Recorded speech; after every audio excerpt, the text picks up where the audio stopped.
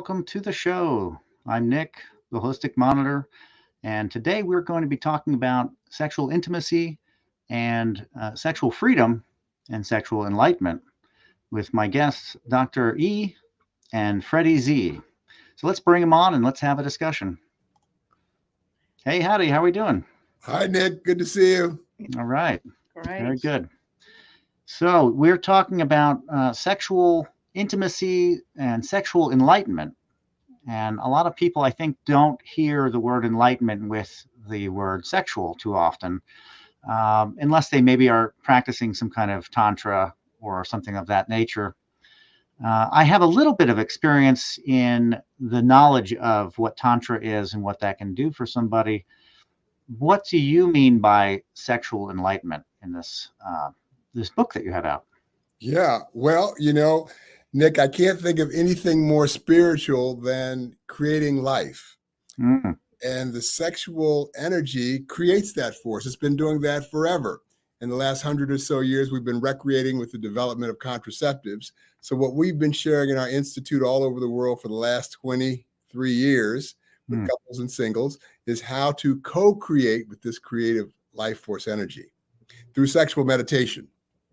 Yeah, you are delving right in. So exactly what you said, Nick, in terms of, there's this juxtaposition between the sexual and the spiritual. And societally speaking, collectively speaking, one belongs into the bedroom and the other one belongs into the church or temple or synagogue or mosque. We are not about to change that setup. However, just going back to what Freddy spoke about, is that within our own temple, to reconnect and integrate our sexual self with our spiritual self. We are both earthly and heavenly beings. As long as we are on this planet and are human, we really encompass both dimensions. And so in our work, in our practice, both our own practice and the practice we teach to our students, the workshops and private programs, is to tap into our sexual energy as an awareness, as that life force energy that we can actually draw on. Yeah, it's when we're in our sexual energy, whether we're doing consciousness work or not, we're more open, loving, vulnerable, receptive. Chemically, we're changed, more endorphin, serotonin, oxytocin, the feel-good hormones. So the distinctions that we teach in working with this energy as a meditation in our workshops are breath awareness, particular kinds of ways to breathe, energy awareness, because it's all energy. Our thoughts are energy, and we have thoughts running all the time that have a cascading effect on our energy and ourselves and then have results. And intention, like I want to create a beloved in my life or a more loving relationship or work that's fulfilling or a place that's inspiring, whatever it might be. Coming from that, we are creating our life oftentimes from places we don't even know that are beliefs and stories that we have appropriated. Yet the good news is we have an idea of something we want to bring or create in our life that we haven't done before. So to do that, there's a lot of ways you can approach it. You could go to meditation retreats. You could see a therapist. You could, do a lot of things. But very few approaches teach how to work with the altered state of the sexual, which is an altered state of awareness, to get to what we don't see running in the background subconsciously and energetically and belief-wise that we don't see, that often can be cleared in that altered state of intimate connection with ourselves. Okay. Yeah, I think that sexual energy is definitely, obviously, a very potent force, and it can be very charming and alluring, and can kind of override somebody's better instincts or rational mind. All these things would come into mind when you think about what sexual energy and attraction can do to somebody. It can just completely change who they are. For whatever that dynamic is that they're approaching. And do you work with people to kind of realign and kind of correct their perception, the way that they perceive sex and the way that they perceive or the way that they approach Yeah, absolutely. I find actually that redirection or correction or is not just an individual thing. It's very much like, I think we are a little unhinged in terms of the sexual, in commercials, advertisements, porn, all of that. It's used for a certain purpose. Mm-hmm. So, and I think, going back to the individual person and then to couplehood is really that, our sexual energy. And by the way, we distinguish sex from sexual energy. Sex is the Okay. act. Sexual energy is the life giving creative energy that runs through us at all times. Without it, we wouldn't be alive. So going back to what you mentioned earlier, Tantra, where our work is, founded in, which is Tantra yoga is the yoga of the energetic body, unlike Hatha yoga, that is the yoga of the physical body, as most of us know of in the West. Right. So the yoga of the energetic body allows us to connect with ourselves more consciously on the sexual energy level, on the emotional energy level, on the mental energy level, and the spiritual energy level. And so I think what your question was going towards is that the realignment of ourselves, or alignment in the first place, where the sexual is coherent with the heart energy, with the love energy, with our thoughts and narratives and intentions, and then the possibility of connecting to our higher self, the cosmic. And at least as I heard it from what you said, is how do we, how do we navigate with desire? And we are desirous human beings. We have a nervous system that is designed to feel pleasure. It's quite amazing, actually. And I mean, the whole body, and then there are very particular places where sexual arousal arises from. So all of that we don't want to throw out with the bathwater. The question here is like, how could I engage with my sexual energy so that I can be with the energy, that I have the energy instead of the energy having me? Probably all of us at moments in life when we, so to speak, were not in control, or it overcame us, could be also emotional, from anger to falling so in love that I lose myself. This is just another dimension of energy, the emotional. Or I'm in a loop of some narrative, that I cannot find the right lover, the right man, the right woman, or I'm not good enough, or, all. Yeah.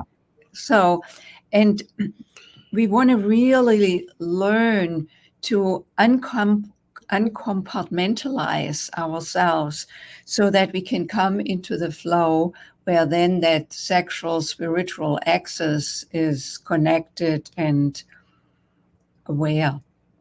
Yeah. Yeah. So it's a lot of learning that there are means and ways to control the energy, the wildness of that energy, what I would consider to be kundalini of that kind of force, right?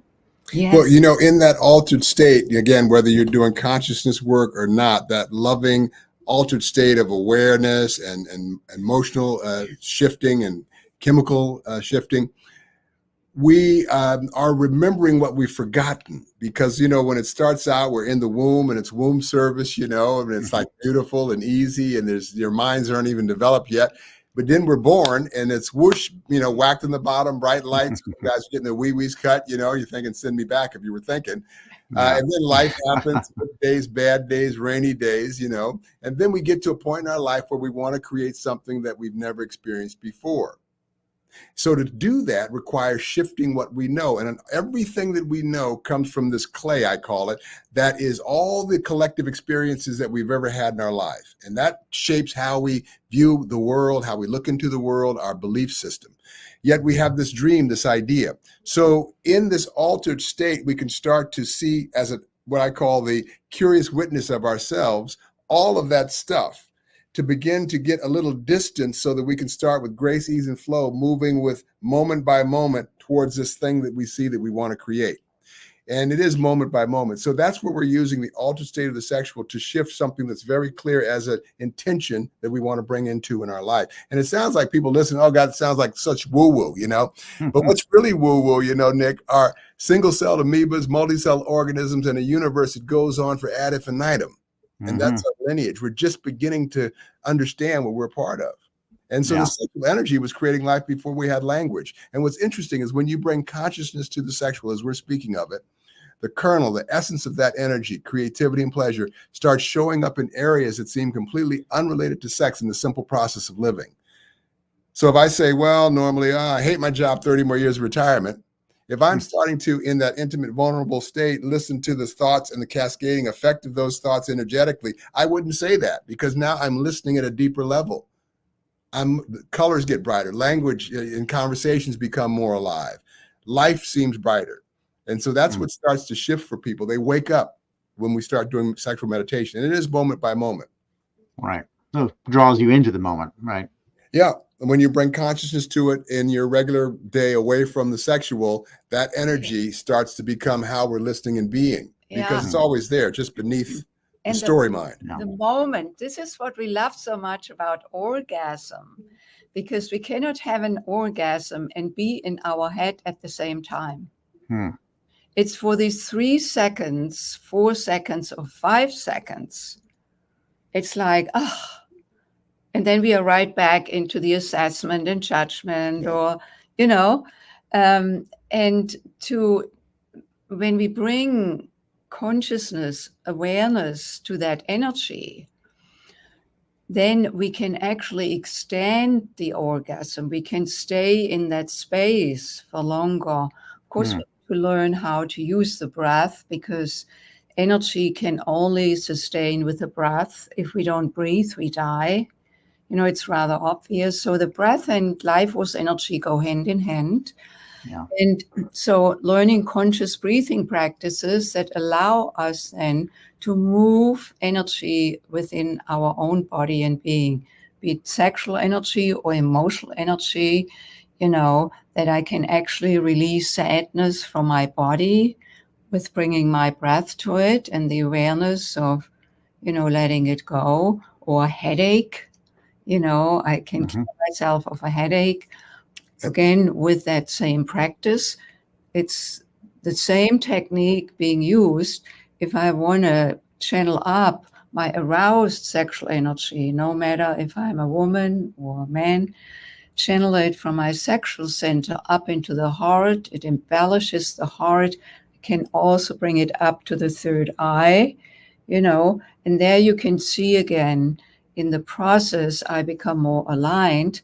But more importantly even, is that I can feel the pleasure in my whole being, and I can breathe through it without having necessarily come to a climax or to an ejaculation.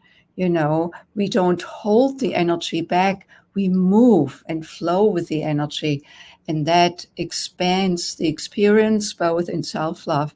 And of course, then we can bring this to a beloved, if there's a beloved in our life. And now, go ahead, Nick. Sorry. Well, I was going to say now that if there's a beloved in our life, would this also work to help someone become more balanced? And I use that most specifically because that's usually our goal, is to find a balance of some sort of equilibrium. If they don't have a partner, can they still find that balance through this process so that they can feel fulfilled?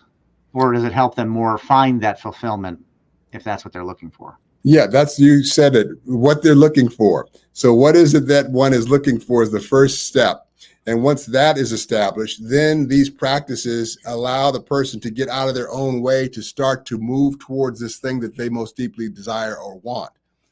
And that's the process, because we are our own self-fulfilling prophecy, and the stories and beliefs and experiences that we've had often keep us trapped in a spin. So that's where this becomes bigger than what a lot of guys will hear this and they think, oh, I'll learn a few bedroom tricks and I'll, really be the Svengali lover, And yes, it will affect and have, effects on your lovemaking. And if it's anywhere, it's everywhere. And more than that, for the man, learning to separate ejaculation from orgasm uncouples a lot of the unconsciousness we have around this energy. Is it too big? Is it too small?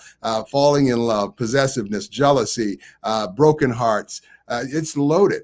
So once one starts to bring consciousness to this unconscious aspect of our beingness, we start to see how trapped we were.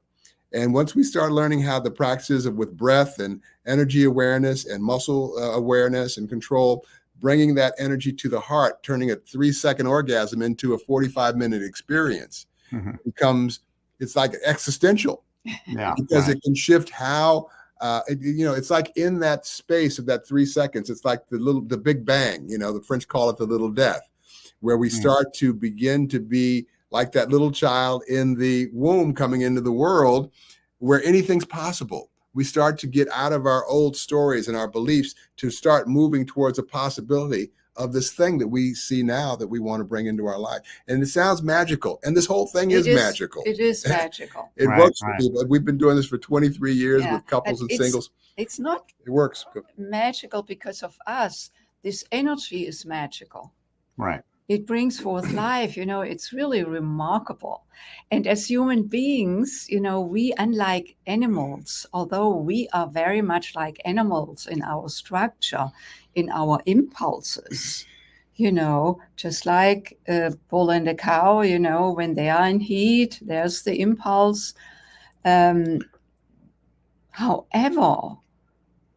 the bull and the cow, once they are done, they don't turn to each other and say, wow, that was really great sex, because they are not aware. I should say the other way around. Humans are aware of being aware. Yeah, right. Self-awareness. Now, well, do we know that we have some species of animals that do mate for life, for an example? Do we have any studies that tell us that there isn't a bond that we're not sure of? Because it does seem if you're going to have a mate for life, there must be some kind of something there. And could it be that same thing? Yeah. So I look at it like animals have consciousness. Everything has consciousness. The question is, are we conscious of consciousness? Right. That is where, and they don't have language. Back to that some may bond for a lifetime. I think it's neurologically built into them. Yeah, protection. It's a protection aggression thing. Yeah. Though I do think all of this that's happening in the world in terms of our waking up to our divinity is being kind to animals as well. Yeah. That's another for another podcast. But this all leads to that. It's like if you think of peace as just a thought away, and how we fight against that possibility, but yet technically we could totally do that. We haven't made the spiritual quantum leap to seeing ourselves in each other. I don't know how bad it's got to get before we go, well, let's not point the nuclear bombs at each other anymore, fellas. What do you think? Yeah. Yeah, that does bring us to a different show, because we could talk about who's got the bigger gun, and that's basically what we're talking about in sexual energy. Is that there is a bravado to be on top and to be looked at and admired, and there's a whole energy that is happening within the world where people are wanting more, and doesn't that stem from their relationship with sexual energy, with life force? It's core. Yeah, I would say, Nick, that for me, life, the lesson of life, one big lesson of life, is to learn to master myself. Right. I like to call it master instead of control, because control has more of a force in it.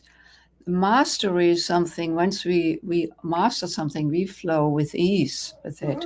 And I find these three dimensions here of the sexual, the emotional or love, and the mental that to master my emotions. I mean, for me, this is a lifelong practice. Because I get angry, wow, Look out. So I have learned over the years, to step back and breathe. And is that really what I want? Am I committed to being angry with Freddy? And usually it's a no, of course. So how can I shift out of it, quickly? So it's the same, because anger, for example, and sexual energy are both impulses. We don't think like, oh, Elsbeth, do you want to get angry now? No, boom, I'm angry. I don't think, oh, Elsbeth, do you want to get horny now? No, it just comes over me, or, I feel it. Right. Then the question is that, and there's nothing bad about being, when the anger comes on, or that horny feeling. However, as a human being, I can cultivate the capacity to then choose what I want to do with that energy, with the anger, with the arousal, or with the thought that is in my head circularly and it drives me crazy. That's the mental energy. So that is really about learning to master, not controlling, not to shut down, but I can learn to diffuse or transform my anger into, openness, if I wish to, or that then something needs to be said.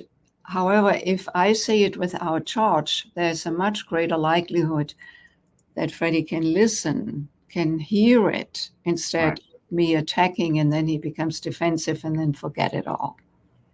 Yeah, there's a lot to in working in a relationship and how we mesh in communication. Communication being what they say the key to a healthy relationship is communication, communication, communication, and knowing maybe where the deficits are in your partner or in the couple, and where the work with those deficits and empower the places where it's strongest. Yeah. And, I want to say, Nick, is one of the ways to do that is developing what we call this witness, where we're actually able to step away from our narrative and our story and our conversation. And people who meditate and, prayer is one thing, but prayer is kind of speaking to God. Meditation is more like listening to God, but so the God that we are as well. So it's like in that capacity to do that, we develop a way to not stop things from coming up, but not stay in them so long. But when you add meditation with the sexual and that altered state that happens chemically and emotionally, then we more deeply get that witness state of mind. And it seems to be that it's much more available to us in those moments in our life when we do have those ups and downs and disconnects, because the unified field is love, like just beneath, Stella could have been a contender, this traffic, or how could she, whatever. There is just breathing in the savasana and just being present, and once we can develop that's just an arm's length away, then we can get to it more quickly with the sexual meditation. Really deepens the practice. Well, that brings us back to being mastery versus control. And control works, but mastery is that idea of kind of embodying the practice in such a way that, you're going to get angry, but you have this toolkit that is tried and true. Right. You've gone through the practice. Now, in the book, Spiritual Enlightenment, or Sexual Enlightenment, excuse me, are you going into these practices? Are you teaching tools for people to kind of grasp their sexual energy in a way that they can lead themselves towards a life of enlightenment? Yes. So in the book, we lay out all the background. Again, the 3 dimensions of sex, love, and thought, intention, And then there are also, of course, further introduction to feminine sexual energy and masculine energy that are so different. Male sexual energy rising quickly. Wait a minute. Where am I? Right there. This there rising quickly. Yeah. And dropping quickly. Unlike sexual energy, feminine sexual energy that rises slowly and then it hangs out here. We don't know if it's coming or going. However, when it's reawakened, it can come up to a plateau and then stay on the plateau for a long time. Mm-hmm. So instead of this, he came and went, and she still hangs out here. Yeah. What about this?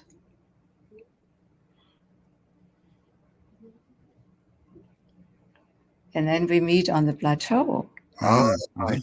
And sail together, dance together. So all of that we speak in depth about in the book. And then there are actual practices also laid out that people can start doing, as well as the gift we give everyone. Your listeners on your show. Conversation called sexual meditation. And that's an introduction to it. So they are the foundational practices to cultivate the practice of sexual meditation. Again, back to that consists of conscious breath, energy awareness, and moving the energy, first subtle energy with the breath throughout our whole being. And that's the precursor then that we bring to aroused energy, and where we can really embellish and stay on that high level, or it doesn't have to be the 9 on it, 1 to 10, 10 being the climax or ejaculatory moment. It could be a 4, it could be a 7. It's about the journey. It's not about the destination. And that expands the experience and the depth of experience so tremendously. And back to doing this as an individual. In some sense, even when couples come, they need to learn this for themselves, how to move their energy. Right. They can actually bring it to another. And then there are connecting practices where we connect within our heart energy from heart to heart and breathe together. We can do this with our sexual energy. We can do this with third eye energy, and then the whole circulation from the man's sexual center into his heart, from his heart into my heart. When his heart opens, my heart opens, and then my sexual center opens. Most men, when they want to connect, or let's say the one who is in their masculine energy, because there could be same-sex couples. In any couple where we want to have polarity and magnetism, this is called for. We could also call it yin and yang, feminine, masculine. It's not just gender-based here, these terms. Right. Are the yin and yang principle. So for the one who is in their more energy, also sexually speaking, usually starts feeling when they want to connect, they start feeling it in their sexual center. Most women, or the one who is in their feminine energy, they start feeling it in their heart center. So we both have the same intention. We want to connect. However, we come from different loci. He comes from his sexual center, and he comes from his sexual center, and I come from my heart center. So like two ships passing in the night. In the tantric practice, the man learns how to breathe up that feeling that he gets in his sexual center up into his heart. And that's a real feeling. I mean, you can have heartgasms, I call them. Yeah. And then, as I said earlier, when his heart opens, I can feel that. That opens my heart. And then my sexual center, that is called sacred space in the tantric, or in Sanskrit, it means yoni. So the woman's yoni opens, and then we have a circuit, so where we circulate the energy between us, and we are in tune, and we breathe together. And like a cosmic orbit. And that's a whole nother way of making love. You look up and you go, gee, we got to go. It's been 3 days. There it is. Yeah. That's the fun part of it, But again, we could teach these practices to nuns and priests if they were vowed to celibacy. It's about being what this energy leads us to. That loving connection, seeing ourselves in each other, that creative life force. That's the intelligence of this energy. And now with our awareness and consciousness, we can start working with the intelligence that, again, was around before we had language. Right. And we can start to use it. Go ahead. Well, and that's good point. And I think that what we find ourselves in is in a world that for the last many eons, we have been captured and kind of caged out of our energy centers. And in my work with wanting to explore and unveil and become more full as a person through knowing myself, this is something of myself that's a very important part to know about, which is that sexual energy. Really, it's that base core root chakra type energy that is really where you start when you're really trying to explore who you are and what your motivations are, and what are these waves and movement of energy, and where does it go? And if it goes up, it moves through these different centers, moves through different awarenesses, but it's been kind of captured and trapped by a code, let's say, thou shalt not know about themselves, and that's like really an opposite of what we want. We want to know about ourselves. We don't want to have somebody or even our unconsciousness have more control over ourselves than our consciousness, than ourself. Before, we could say that old cultures definitely had a different relationship with sexual energy and their sexuality as well. And we're a lot more open and expressive about it, as well as the magic behind such things. Sexual magic was a thing, and I mean, still is. It didn't go away, but it was much more accepted and wide in open forums, let's say. But we've been in this zone where we've had this moral code put over us not to know anything about ourselves, specifically about that. Is there a route for people to kind of feel comfortable? And how can they start to feel comfortable with this as a concept first, and then as an experience that they're going to energetically experience, emotionally experience? Is there a way for them to find a way out of that darkness? Yeah. Let me just before you go, I want to say this, that the sexual energy comes out of the same genesis that our creative consciousness comes out of. So the sexual energy did its thing to create life. And now we're here. And now our intelligence has evolved, our minds have evolved.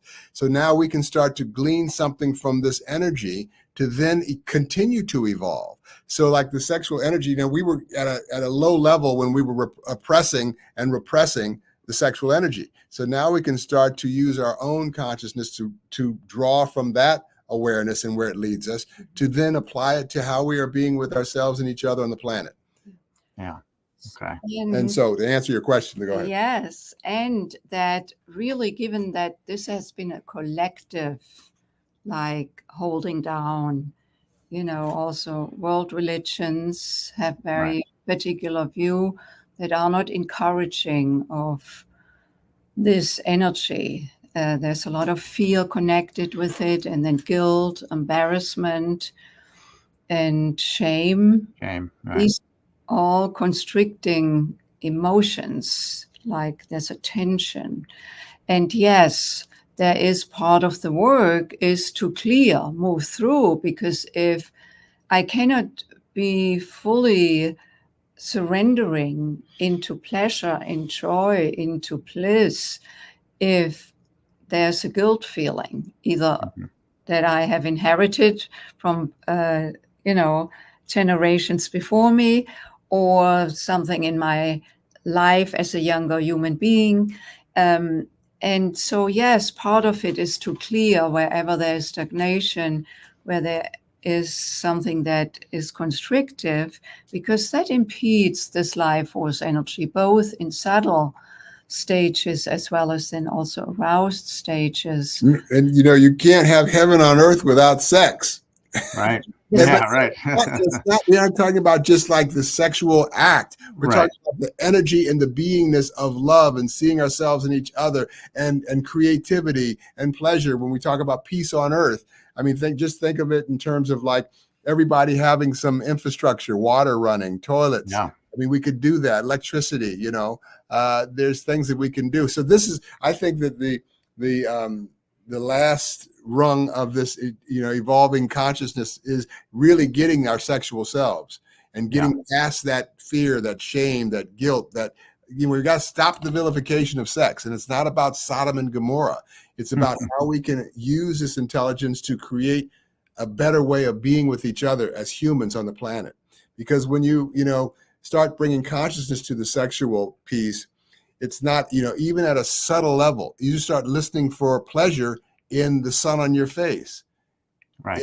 It just shifts everything when you start bringing consciousness as a meditation in the sexual. It takes it from just the physical experience or the lusting part of it. Right. And it's really having a mature relationship with it versus something that's to abandon and do it thou wilt, that kind of thing. It's actually more mastery of it versus having it have control over you and, having no control, let's say. Yes. And I also want to say, because this is a primal force, a primal energy closely related to the subconscious. So certain things live in the subconscious we are not even aware of. However, a belief, a decision we made may then come out when we go towards the energy, be it by ourselves or with a partner. It can bring up fear. Perhaps there was some abuse in earlier years, or just not feeling safe. And so that is all. And ultimately, it's to find that safety within ourselves.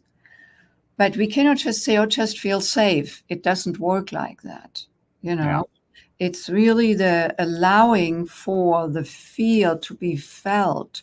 So it's no longer obscured, because as long as we hold something in obscurity, it's always running in the underground. There's no freedom. There is no full self-expression available. And yes, I would say most people, probably everyone who is dedicated to oneself, when they come here, have places that get, triggered or that open up. So, but all in service then to feel more free, to feel more expressed, to feel more connected to self and another. So it's like opening a door then, and to also see what's in the way of opening the door. And that gets addressed first, because otherwise there is no open door. Blockages, right. Well, and it is my firm belief that for us to raise up and become more self-aware, which for me, I see as the goal, is to have more awareness for people so that they act according to that awareness. They're ready to stand up as citizens of the world and to have a better relationship with each other. They need to have a really good awareness and relationship with themselves. We don't pass go if we don't get off this planet, even if we can't kind of master these forces. If we're always going to be finding a way to be in a baser energy and force and fighting and doing these wrong things that you could almost see as an uncontrolled sexual energy, if you wanted to look at it that way. That baseline of that desire that's unbridled and not controlled. We don't go anywhere. We don't do anything. We don't get to escape. We don't get to have that full liberation and freedom because we get trapped within this cycle of abuse, really. Yeah. And that can also, destruction. And destruction, it's just it's not a good place. And we can see it manifesting. But I think the fact that we're on this show talking about this stuff, the arcs towards existence, and that doesn't work will just fall away. Now, I don't know how bad it's got to get before we, break through, what kind of breakdown we got to have to break through. But I feel that we're all, and the glass is half full, that we all are, and there's so much waking up going on in the world, the way we treat the planet, even with the wars, it's kind of like, well, let's just stop this because it's just so in our face now. It's not like something we can't see every day on our phones and watches and everywhere. Exactly. Where the inhumanity is really waking everyone up. And so I think that these kinds of conversations, the work that we're doing, what you're doing, Nick, and there's so many things that are good in the world that are happening, moving and arcing towards a good thing. Yeah. Also, why we created, or why I wanted to create TantraNova was really out of my deep experience of healing and clearing around my sexual and heart self.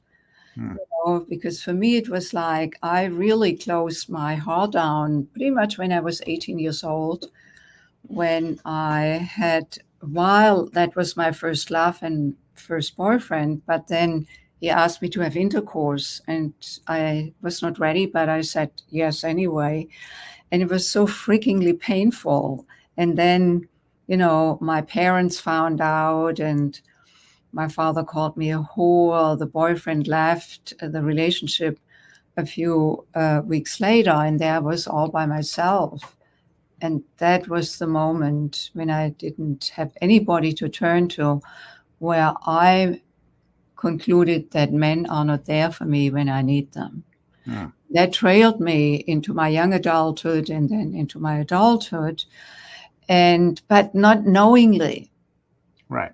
So then what the pattern I was in was that I attracted unavailable men. And there came a point when I got quite despaired. When I hit 50, I got very despaired because I could see the trajectory that if I was not going to change the trajectory, that I would end up without lasting intimacy in my life before leaving this planet. And I didn't want to settle for that.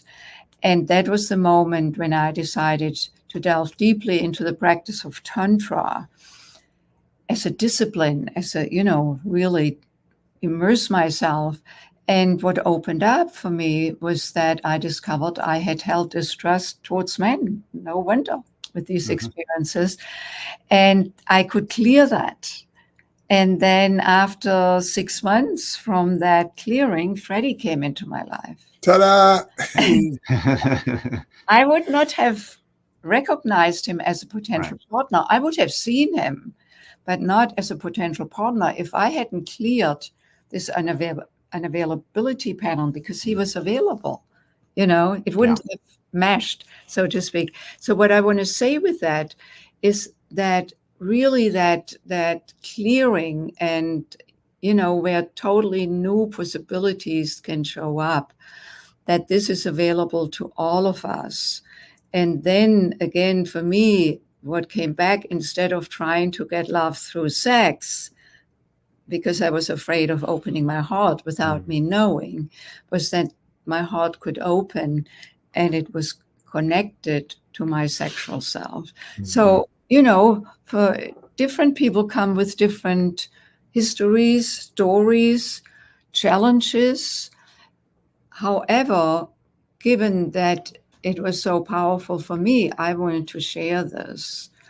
And just what we said a little earlier, that our work here, we dedicated to this to bring light into the world around that sexual, spiritual being, that this can get reintegrated, which then allows us to feel whole, to feel loved, to love, and even if it's like one person at a time, one couple at a time, although we teach workshops too, but compared, with the world population, it's just like a drop in the bucket.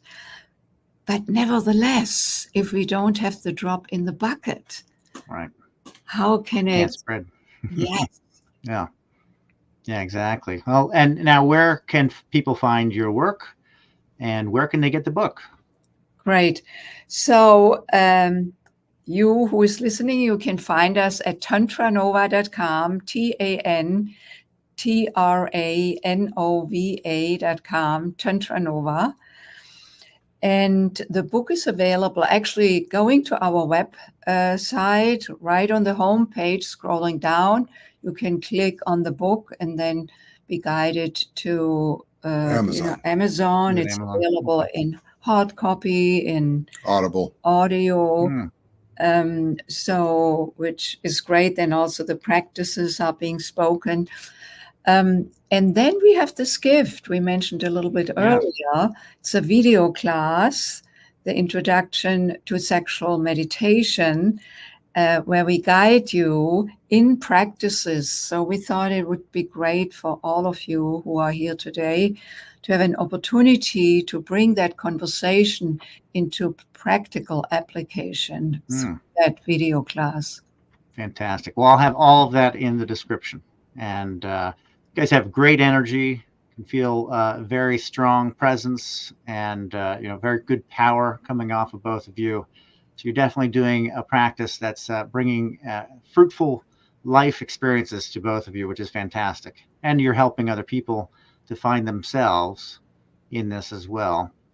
It was really great having you on today. And, yes, thank you, Nick. It was wonderful being here with you. Oh, it's so sweet of you to say that. Thank you. And we should do it again. Okay, wonderful. Let us know. We'll be here, hopefully, God willing. Yeah, there you go. Very good. Well, take care. Do you have anything you'd like to say at the end for those listening? Well, keep breathing and owning your upsets. There's nobody out there. Yeah. I like that. Excellent. And for me, it's just keep your heart open. Even when we may want to close it off, keep it open to yourself. That will then open it to others. Keep the heart open and own it. Love will own your upsets. Yeah. Fantastic, guys. Thank you so much again. Take care. Bye. Thank you.